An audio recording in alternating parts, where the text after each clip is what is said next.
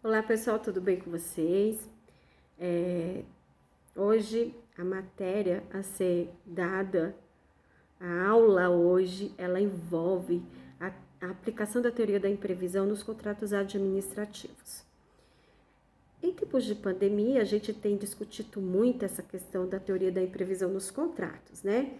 Então hoje a gente assiste aí uma série de lives, enfim, de explicações no próprio YouTube, discutindo aí quando que eu posso utilizar a teoria da imprevisão nos contratos, seja de locação, prestação de serviços educacionais, enfim. A teoria da imprevisão, no Código Civil, ele está regularizado no artigo 317. Então, ele veio para assegurar aos contratantes, né, a possibilidade de modificação de cláusulas quando há uma onerosidade excessiva a um dos contratantes. Ou seja, em regra, há um benefício, um benefício grande para uma parte e uma onerosidade excessiva para outra parte. Então, se os contratos individuais regidos pelo Código Civil, as relações individuais, elas estabelecem aí um equilíbrio entre os contratantes, em virtude do acordo de vontade surgido aí com a realização do contrato, surge aí para o contratante o direito de discutir quando há aí caso fortuito, força maior, quando há aí talvez uma isenção de responsabilidade civil numa relação contratual. Quando a gente fala no contrato administrativo, a gente vê que os requisitos que regem o contrato administrativo, eles sofrem algumas modificações. Não há, em regra, uma liberalidade de contratação. Por quê? Os contratos, eles são regidos pela Constituição Federal, mais precisamente ali pelo artigo 37, que traz uma série de princípios, de regramentos que a administração pública tem que obedecer. A gente tem a lei de licitações, né? A lei 8666 de 93, e por que não mencionar o artigo 175 da própria Constituição, quando fala aí de concessão de serviços públicos, né? De contratos que envolvem concessão. Agora, e a teoria da imprevisão?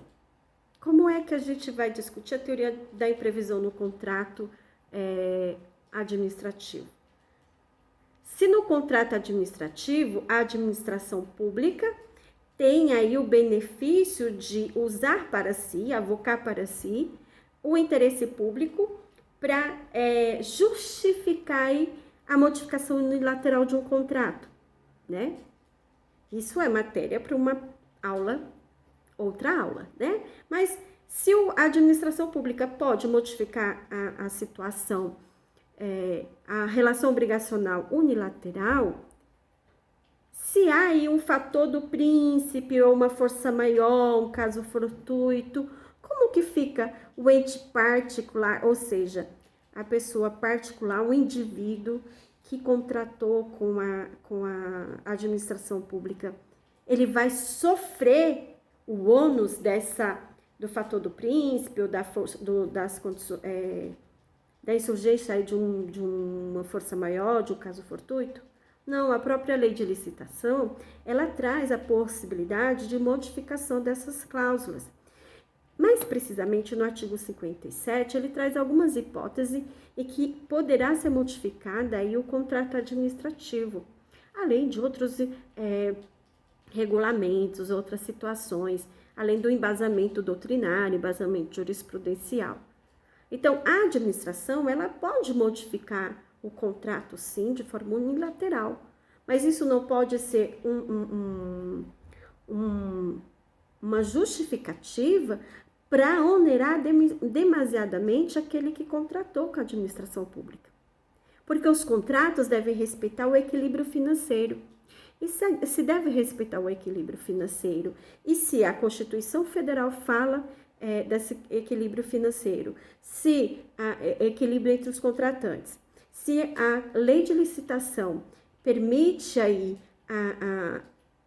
a revisão contratual do contrato administrativo, por meio do artigo 57 da lei, Então, a teoria da imprevisão poderá ser também, aliás, deverá ser aplicada também nas hipóteses dos contratos administrativos, quando existir um desequilíbrio financeiro, ou seja, aquele particular que contratou, que ficou obrigado a prestar um serviço ou a realização de uma obra, sofreu uma onerosidade excessiva que provocou um desequilíbrio contratual, ele poderá pedir essa revisão contratual administrativamente, ou seja, perante o ente público, mas se eventualmente ele não for atendido, ele poderá se socorrer do Poder Judiciário. Então, a teoria da imprevisão também poderá ser aplicada nos contratos administrativos. Então, aquele que contratou poderia se socorrer da teoria da imprevisão, por exemplo, agora na pandemia. Ele dizia, olha, não cumpriu o contrato no prazo determinado porque o trabalho teve que ficar suspenso em razão do isolamento. Ou então, eu não pude concluir o contrato por essa razão. Então, assim como nos contratos individuais, os contratos civis, na administração pública também poderá ser avocado, poderá ser chamada a teoria da imprevisão para discussão aí, para estabelecer o reequilíbrio ou o equilíbrio financeiro entre o particular e a administração pública. Então, pessoal, era isso que eu tinha para dizer para vocês, de uma forma breve, de uma forma